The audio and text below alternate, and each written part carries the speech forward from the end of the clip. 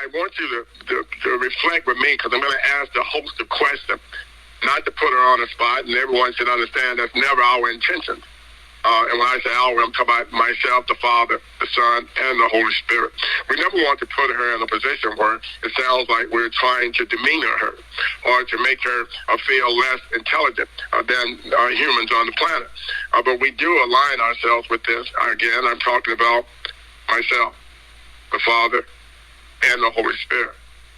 And we want you to understand that the reason we're asking this question is because you don't get the opportunity to be asked the same question. So she's kind of like trying to reflect on a manner of being able to answer for those that are listening, even though some of you are possibly on the same thought level that we're on. And I'm talking again, myself, the Father, and the Holy Spirit.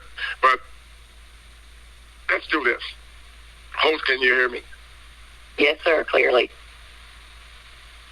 You spoke earlier about the feminine force and how now the feminine force is looking for a great way of taking the authority into their hands and fixing the world's problems or the world's situation and helping, I would say, a source or a course whereby we can become successful.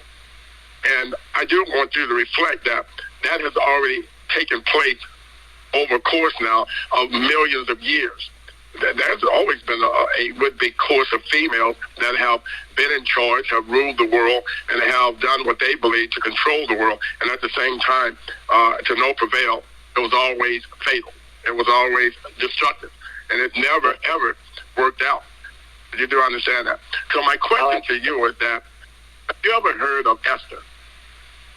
Yes. Esther. What was Esther's plan? What was her reason? How did she become the queen? What given her this would-be great opportunity to become the queen? Do you remember? I do. Her uncle brought her to the king, and she was presented to the king amongst many, many, many other young girls. And she was chosen by the king, from my understanding, basically because of her humility. And she wanted to save her people. And so over the course of time, she was able to do that and was able to actually expose Haman, who was trying to take over as well and destroy the people. And he also was unfaithful to the king. So long story short, that was basically my understanding. Yes, she came to save her people. Outstanding. And believe it or not, you've done a beautiful job. That's not what allowed her to become the queen. That was something after she became the queen that she was able to do. That was something that she was able to conquer. That was something that she was able to present to the world and to the people there of the kingdom. But that's not how she became queen. That's not her way of being able to take over as queen. Have you ever heard the name Vashti? Oh, yeah, Vashti. Yeah, Vashti. She was removed. Mm-hmm. It's actually that. But Vashti, or Vashti, whichever one you want to pronounce her, who was Vashti? Who was Vashti? She was the king's former queen. See, and that's what I love about the feminine force. You say she was his former queen. No, she was the queen. At that time, she was the queen. Right, yeah. And this is where the United Nations need to understand. This is what the United Nations need to understand. This is not you changing any of the story, but this is how the feminine mind works. The feminine mind always looks past the real problem, and they go to the secondary problem, but they never, ever look at the would-be first problem, the initial problem. The feminine force looks past the initial problem, and they always look to the second or the third or the fourth problem or the situation that caused the problem.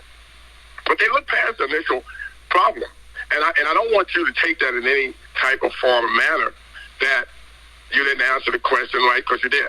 And I don't want you to take it as if though I'm singling something out.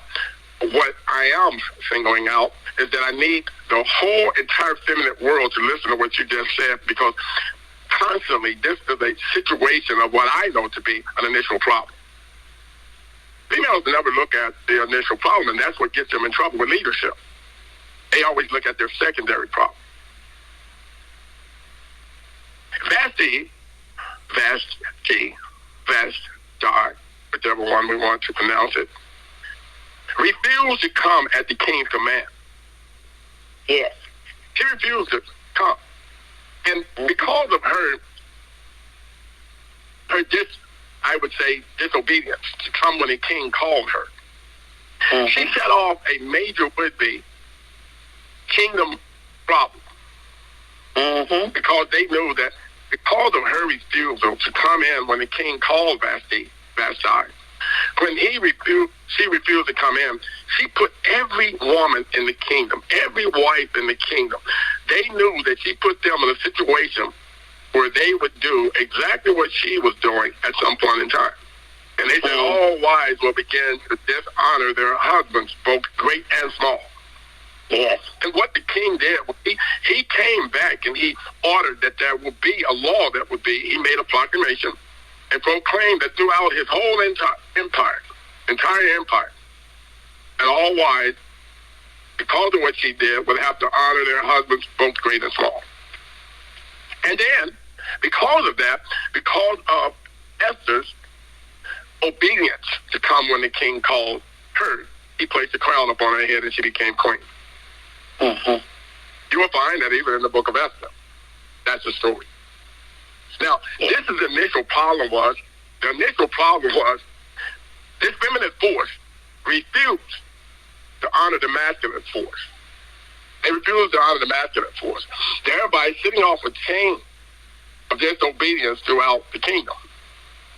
Are we together now?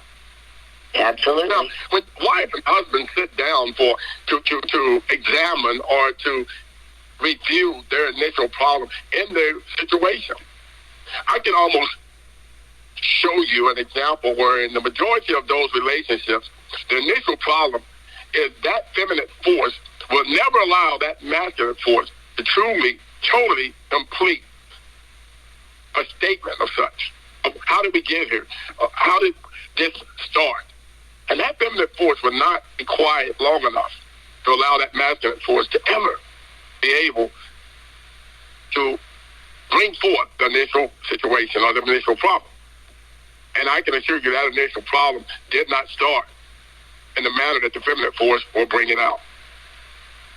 You know, that is two reasons the feminine force and the masculine force come together, because one is always influenced by the other. Influenced. One is always finding itself, for some great reason, to first get initially involved is based upon impression.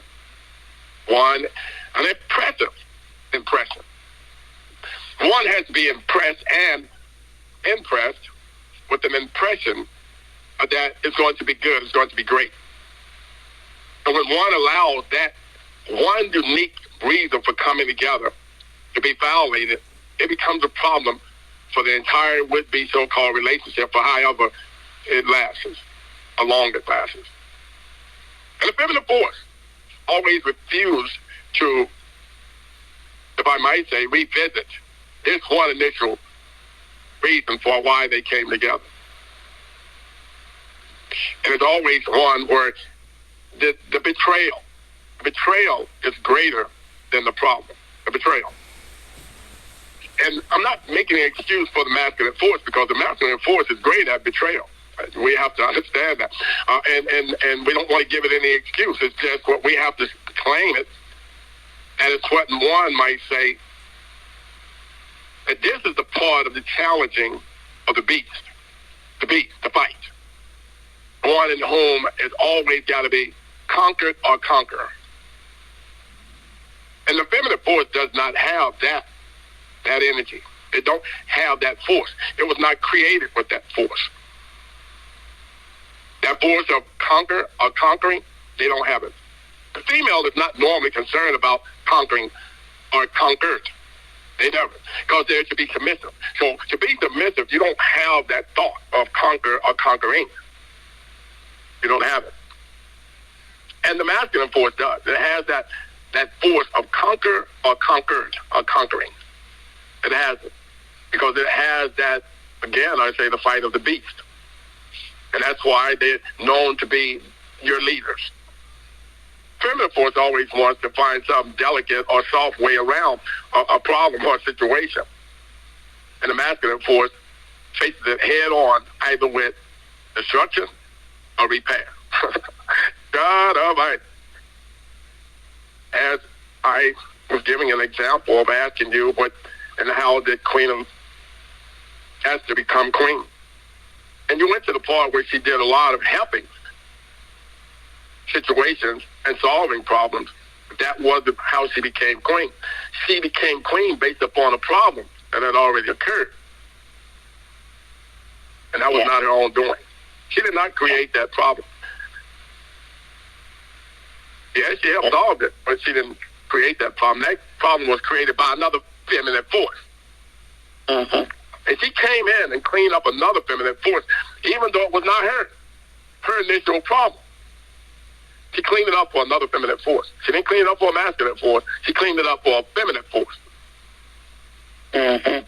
And this is the way the feminine force always thinks. They always think they're cleaning it up for a masculine force. No, you're not. See, Mother Nature is what it is. And Mother Nature will either give or take based upon birth. It will either birth a nation or it will destroy a nation. And that's the greatest problem that America has now. They don't even know if they want to birth a nation or if they want to abort a nation. Stay with me. God Almighty. They don't know if they want to birth a nation or abort a nation. I said it. I meant it. Because that's what's happening in the U.S. of A. right now. Everybody is jumping on the wagon, aborted. They want abortion, but they don't want birth. That's why it's so common now to be accepted by the United States of America for abortion. And everybody now is up in arms. They're angry because the Supreme Court denied abortion to be okay or accepted in the United States. And America just loves killing off this problem rather than fixing it. They're not killing off the problem. Mother goes and she lays on her back. She has a child. She realized that the father is not the person that she dreamed him to be, or this so-called would be initial impression that she had of him that truly brought her and drawed her to him. She sees that there's a situation and not knowing what the initial problem was because it was her. She should have never, ever allowed herself to be impressed by something without truly weighing it out first. And now she wants to abort the child. She wants to kill off the child. And even after having the child, she wants to still kill it off because she would rather put it up for an adoption. Let it be somebody else's problem, but not mine. I'm not going to be dealing with this child. He looks like his daddy. He talks like his daddy. He acts like his dad. Let someone else take care of and handle this problem. Now, I'm not attacking the feminine force alone because I know, yes, masculine force. Initially, they have incurred a lot of this problem within themselves. But I can assure you that had King Xerxes, had he realized that Vashti, or Vashti, whichever one you want to pronounce, had he first initially recognized, no offense to the feminine force, that she was a piece of trash, he would have never found himself having to place the crown on another's head. Stay with me. See, because if you read the story and understand the biblical story, you would have realized that inside of that story, that Vashti, or Vashti, again, because I've heard that second pronunciation by yourself, she was being protected and she was being overseen and she was being pampered by eunuchs. And eunuchs are those men that don't have testicles. They've been removed for the purpose that they don't have any type of desire for women. And they only use their muscles and their minds to protect those feminine forces. And that tells you that she was not even one that had her mind truly set to even deal with the masculine force to begin with. And second of all, she was undermining the masculine force, which tells you that with all the other would-be so-called versions that was inside of this kingdom, that she was also being just as intimate with them as she was with the king. So you have to understand the story in order to be able to know exactly where I'm headed and where I came from in this with the so-called particular text, scripture, whichever one they want to prefer to it to be. Because she was in violation of the feminine forces, initial world. She was in violation. She had already gotten caught up in the book of Romans, whereby she had more desire for the feminine force than she did the masculine force. And thereby she would have been an influence for everyone in the kingdom. All the feminine prodigies, I would call them, the feminine prodigies in the kingdom, she would have been nothing more than an influence for them that would have influenced them to go away from the natural use of the man. And thereby they would have all been in trouble with God. But, United Nations, I'm only speaking now because the majority of the United States of America has already now set up memberships where they're wanting to do nothing more than declassify the Bible or the Holy Scriptures. They want to declassify them. They want to now find some way to call out the Holy Scriptures and claim them to be false. Allegories. Everything's an allegory. Your life is an allegory. Parables. Your life is a parable. Just recently I heard a young man, he was talking about football, but at the same time, he was making a statement of what he had learned on the field, and even from his father prior to being on the field, that they kind of went together. It was the same measure, coinciding with one another. Coincidentally, he spoke about blocking out all your fears. Blocking out all your fears. And then he went on to talk about tackling all your problems. And he said, but to always run and stay strong. Now, this is something that the world now influences of all mankind. Every man ruler, every female ruler, every homosexual ruler. Because, for them, and I say them, I'm talking about the unrighteous of the United States would-be system right now, to want to make you believe that finally it's time for the homosexual world or the LGBTQ world to take control of leadership, whereby they're going to give people a greater or better example of what it is to be kind to people and to be kind of soft with people, that they don't have a hard or heavy hand. Is a lie. It's a total lie. Because the majority of the leaders that were in the Romanistic world, whereby created something and finally came about to be classified as the Inquisition, where they began to kill people at nothing more than hanging them in galleries and giving them nothing more than guillotines. That was a homosexual world that can be proven now. Because men, even like King George III, was classified a faggot, a homosexual. Proven. Open homosexual. King James was proven to be an open, gay, homosexual faggot. So you're not putting anything now into any would-be new operation or even a new invention or a new discovery, because it has already happened before. Everyone knows that homosexuals like Napoleon was one that was very much dissatisfied with himself because of his height. He was very short. But at the same time, he spent more time in bed with men than he did women. We have to face the facts now. Homosexuality is not something new. It's not a new trend. It's been in the closet so long, but at the same time, it has held leadership more so than the masculine force. And most of them influence their men by becoming nothing more than lovers for them. Stay with me. United Nations, I know these are the things that I have to bring to the world based upon the Holy Scriptures, in which now the United States of America is trying to denounce.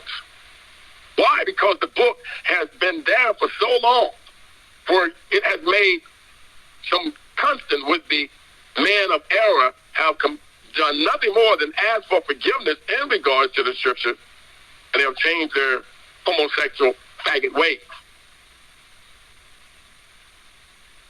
we have to be honest that coming from the European world was known as a world of nothing more than taboo. Yeah, orgies and taboo. The feminine world of the would-be so-called European world was normally masculine in its own would-be creation first. Men sleeping with men. What was that world? That was that would-be so-called European world of the Romanistic world, whereby it ruled the Roman Catholic churches at that time. And one might say now it has not yet let go of its grip of control. Take it for what it's worth. I would say to you, George Jorge Bergoglio, known as would be so-called Pope Francis. Take it for what it's worth. It's still known that the homosexual would-be powers still have control over the Roman Catholic Church. In its own right. It is proven to still have control over the Roman Catholic Church. Had not it still had control over what is known as the Roman Catholic Church, it would not have been written in a letter to the Romans. Still has control over the holy, would-be so-called crown of the Roman Catholic Church. One should not be afraid to bring this out, because right now we've had more cases that have gone through every Supreme Court on the planet in regards to the would-be so-called Roman Catholic treatment of young men and boys. Likewise, also men leaving the natural use of the woman, burned in their flesh for one another. Men with men committing what is totally shameful and receiving in themselves the penalty of their error, which was due. And even as they did not like to retain God in their knowledge, God gave them over to a debased mind, to ignorance, to do things which are not fitting, being filled with all unrighteousness and sexual immortality. I could go on and on and on. But this didn't occur because of the men, because it said likewise also the man leaving the natural use of the woman. You have to understand that the women got caught up in this exact same thing too.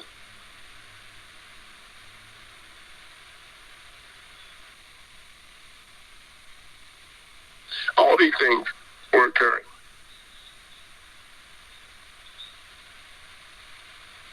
You know, to hear the Roman Catholic Church now speak on these things, you would think that it only went one way, and it was only the men that left the natural use, but it also was telling you that the women did likewise. And believe it or not, one might tell the truth that it started with the women first. That's the initial problem that everyone wants to kind of evade. They want to kind of ignore. No one wants to talk about that. No one wants to talk about that possibly Queen Elizabeth I was having lovers of nothing more than the feminine force. She wasn't spending so much time with the king as she was with other would-be so-called young virgins, out riding horseback, whereby to only bring them back. Yes, they remained virgins by all means, that they had not yet slept with men, but they had slept with another woman. Stay with me. Is that virginity? Is that what it means, that you can by chance sleep with another female and still be classified a virgin? Virgin. That's virginity, one might say.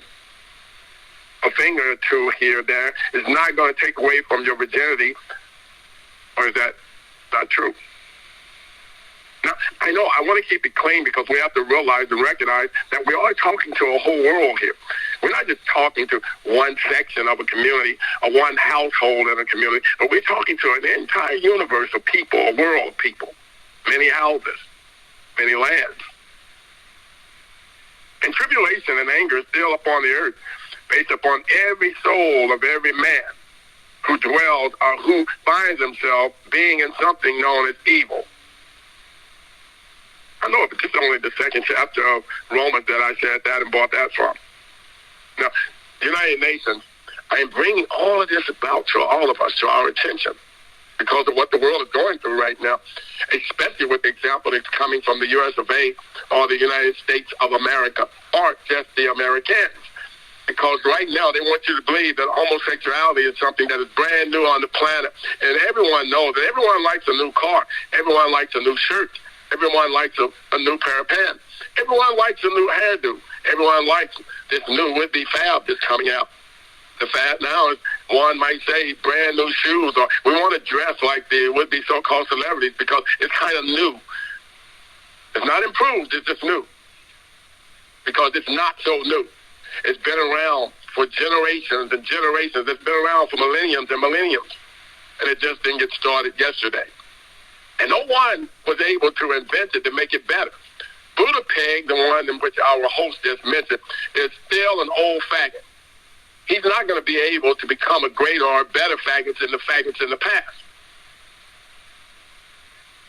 Considering of, yes, I know, they've come up with some new things that they do. They got better lubricants. They got better things now that can even protect their would-be so-called anals, whereby, who ever heard of an anal condom? But they got them now. As if, though, you have to create your own condom, that the ones that was already out there wasn't suitable enough. Stay with me. I told you I would keep it clean, United Nations, but this is the ignorance that now plagues the planet. Not Jupiter, not Saturn, but I'm talking about Earth. This is the plague that is all over the planet.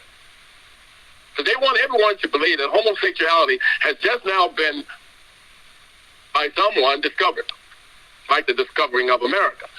It was just discovered, they might want you to believe. Cain and Abel would tell you it wasn't just discovered.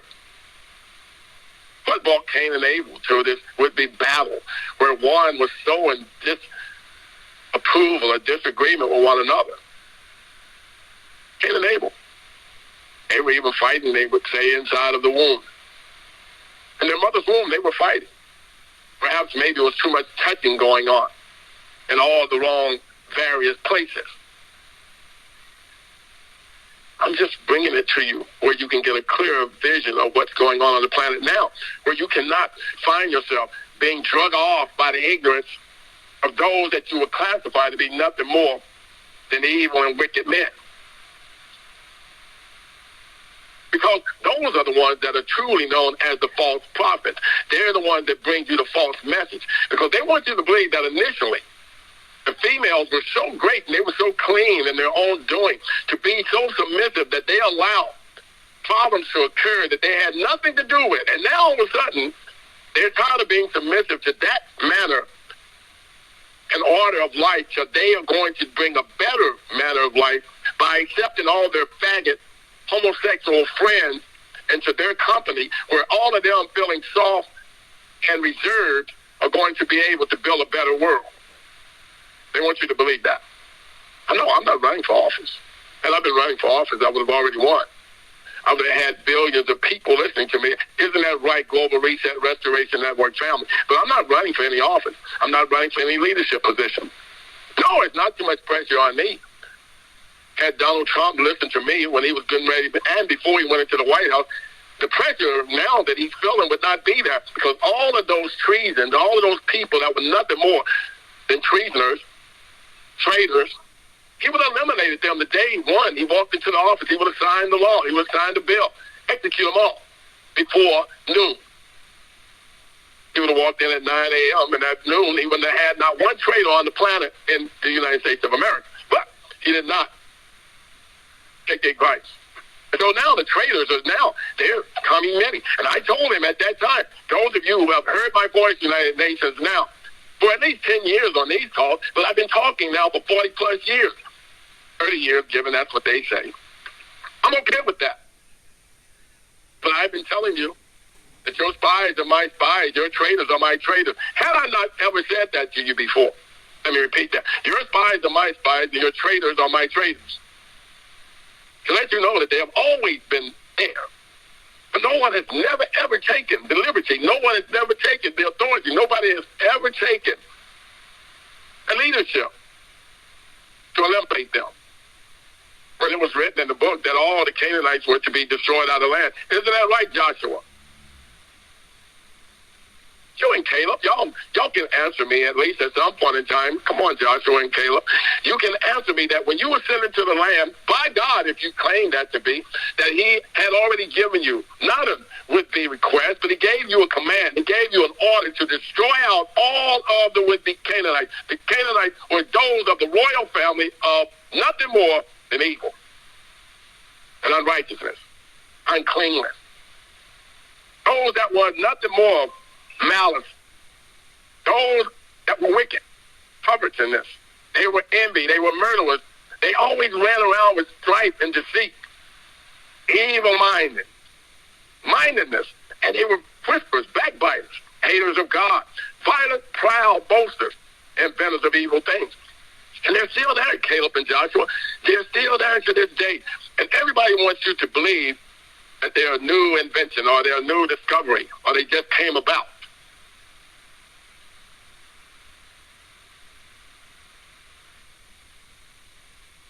Certainly not.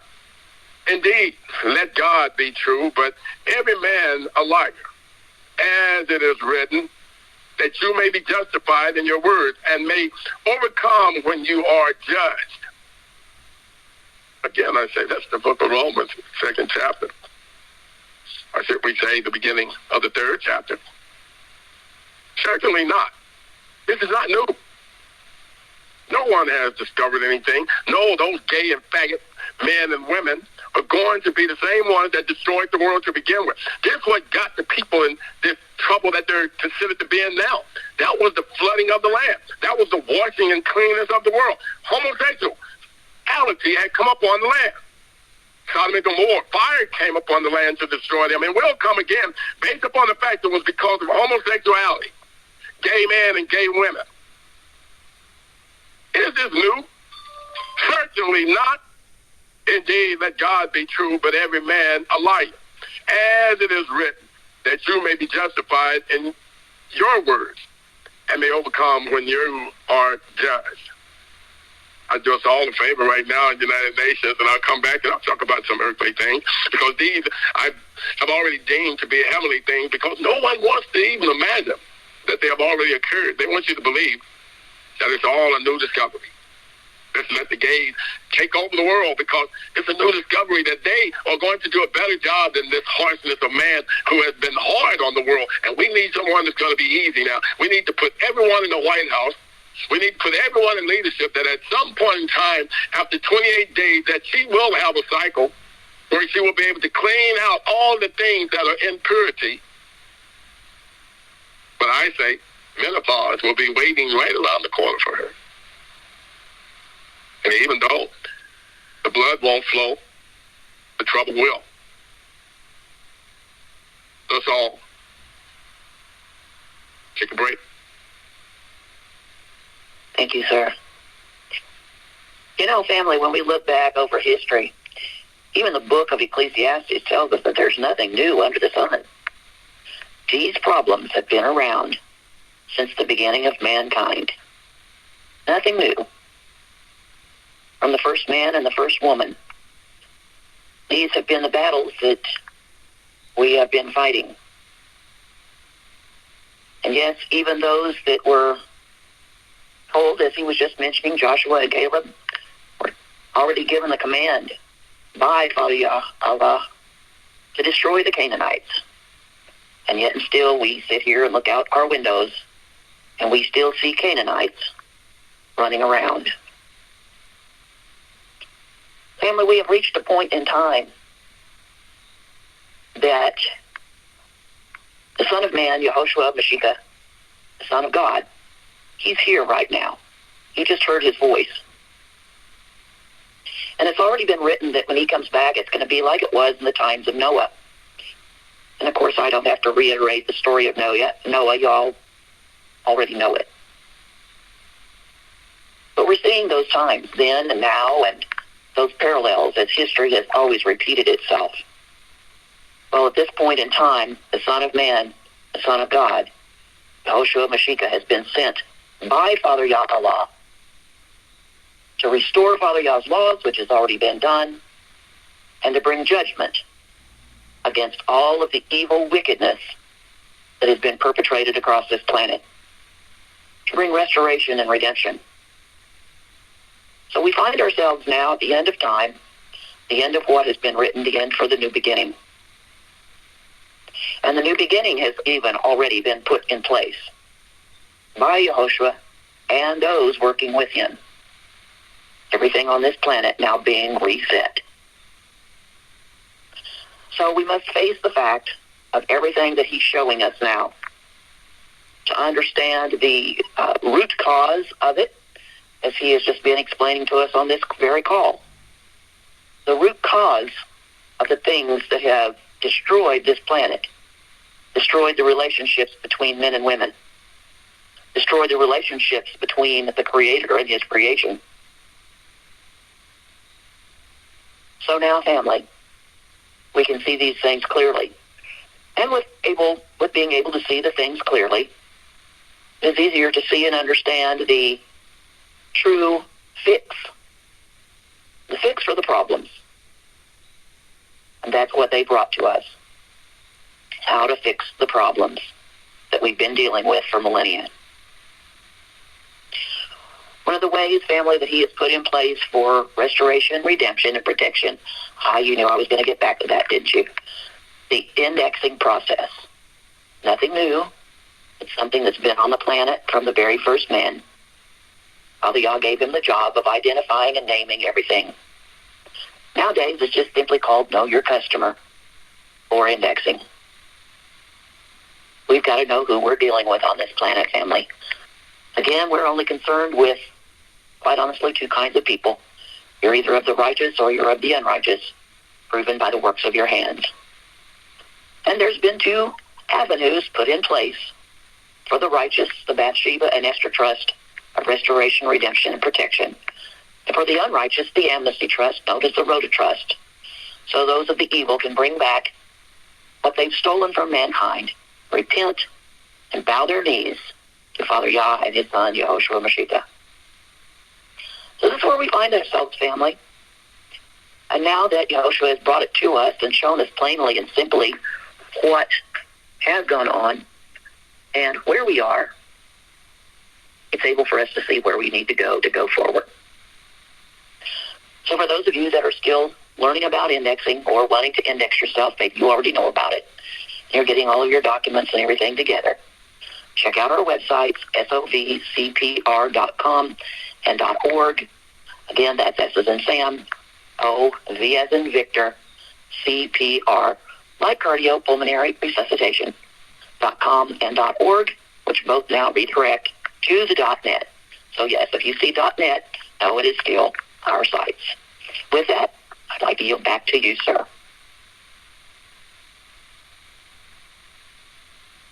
I'm still shining, and I have returned. Beautiful.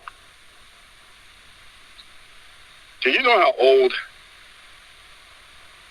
the human rights, the Declaration of Human Rights, do you know how old that document is, and that with the agreement, that contract with everyone on the planet? Do you know how old it is right now? Yes, sir. It was done December 10th, 1948. 1948. Actually, how many years have that been? Oh, don't ask me to do math in my head. 76 years. Thank you. I don't like doing numbers. I couldn't. 76 years. Okay. 1948, 24, 76 years. This year. 76 years. But you know the definition. And I'm not asking you to do math in your head. Do you know the definition of human rights? For the sovereign rights given us by our Creator. This is why I come in at, because being one known to be the letters, the words is what I consider to be the greatest thing on the planet, the world, the word of the world. The word of the world is the greatest thing on the planet. Some people say words don't mean anything, and I say words mean everything. Mm-hmm. Human rights are rights that all people are entitled to, including the right to life, freedom of expression, and freedom of movement. This right to life, it says that the right to be free from actions that could cause unnatural or early death, and to live with dignity. Now, I don't know the last time the United States of America even visited or familiarized themselves with the dictionary. But this can be found in the dictionary. The right to be free from actions that could cause unnatural or early death. I don't know when they start deeming children or babies or the thing that they deem to be a sperm, an embryo, whatever they want to give the name to it. I don't know how they deem it to be, whereby they deem it to be of early life. Because they're not to find themselves threatening early death or unnatural death to a human. And this is an argument that no one never, ever expresses in the United States of America when speaking about abortions. And I'm going to tell you right now, yes, abortion to me is very important. That the whole world, and just especially the United States of America, revisit it and review it and think about the ignorance in which they're talking about when claiming that it's okay to abort an unborn child. Notice they say unborn. They didn't say a dead child. They say an unborn child. And they claim it's okay to abort that child. What does abortion mean? I know. The majority of the world doesn't look at the definition of the words in which they're talking about, but they always want to express their opinion of it, and not its true intent. They never want to express the true intent of the word, but they always want to express their opinion of what they believe the intent should be, not what it is. The right to be free from actions that could cause unnatural or early death, and to be able to live with dignity. Definition: human rights are rights that all people are entitled to, including the right to life, freedom of expression, and freedom of movement. One does not move often would be 1918 Markenberg Lane to 1313 Markenberg Lane. That is not free movement. Free movement is the freedom to be able to swim upstream on the inside of your mother's womb without facing the possibilities of unnatural or early death. Stay with me. God Almighty. United Nations, I know. But I'm not running for office. I already told you that. I'm not running for leadership. But it doesn't take a rocket scientist to be able to understand that life does not just start when one finds himself 21 years old. Life does not start when one finds himself finally being able to be slapped on the butt to say, hey, wake up, cry for me for a few moments. That is not when life begins. And I know some of you are laughing because you realize now, after watching all the motion picture, all the dramatization that they put in movies where it always shows the doctor slapping the baby on his backside, doesn't even have to occur now. Because the average child that's born now, even though still being hooked to his mother would-be lifeline, comes out screaming. And some of them even choke on the liquids in which they're coming out with. And you have to quickly have a syringe there to clean their lungs out, to clean their mouth out, because they're trying to scream. They're trying to breathe. They don't need you to slap them on their hind end for them to be able to recognize that I'm alive. Nice for the movie. And someone may even get a Grammy or an Oscar. But that's not when they initially recognize that they're alive. Because they're yet having free movement while still being in the mother's womb. Only to be chased down by some incentive or some would-be drugs to end their life.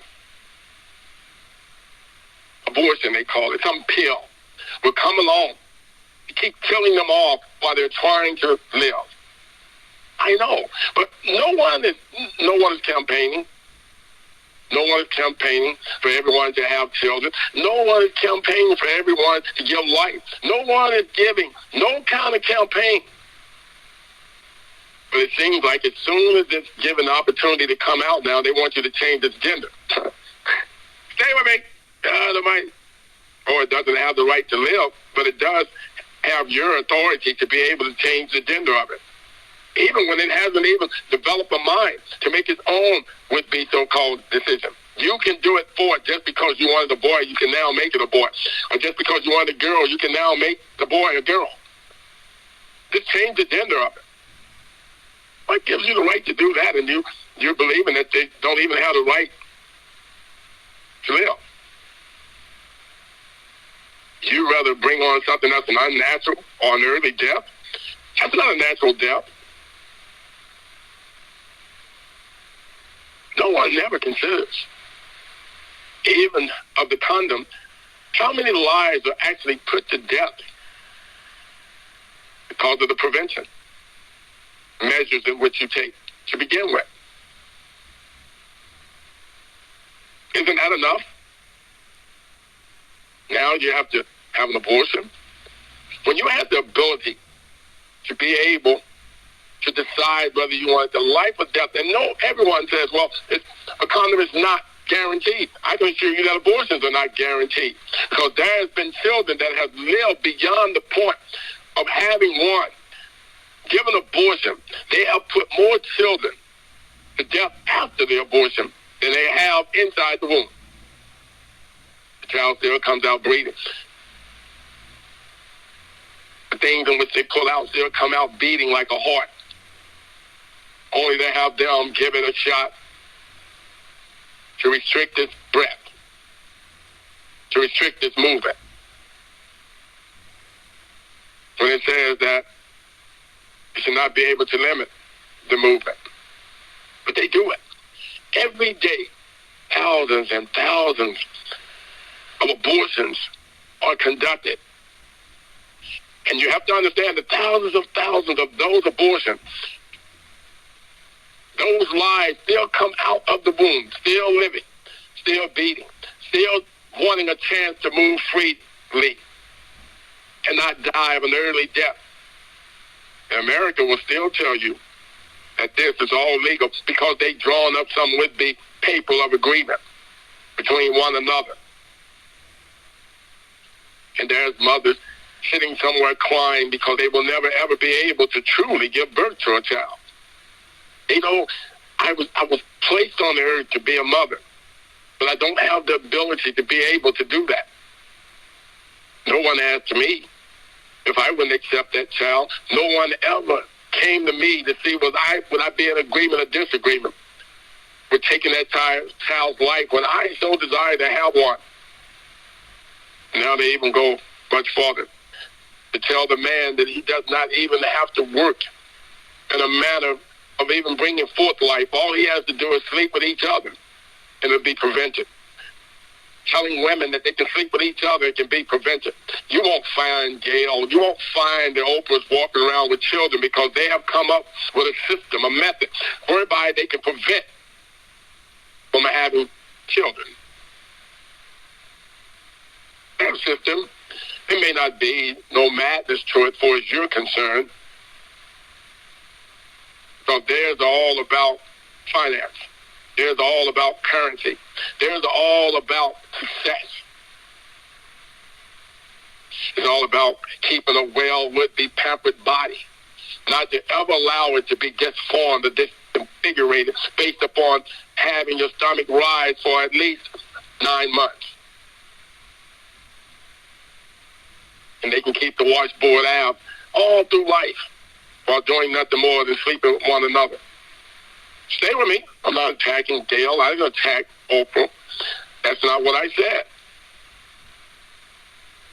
It's not for you to form any would-be personal opinion about their personal life. I said that they themselves might be able to hear me speak and realize that I'm not attacking them, but it's a method of madness in which they have allowed themselves to become a part of. However, their agreement or disagreement with it, they deem it to be fine. It's okay, according to the word and the scriptures of the book in which now they so want to disown or declaim or dismiss.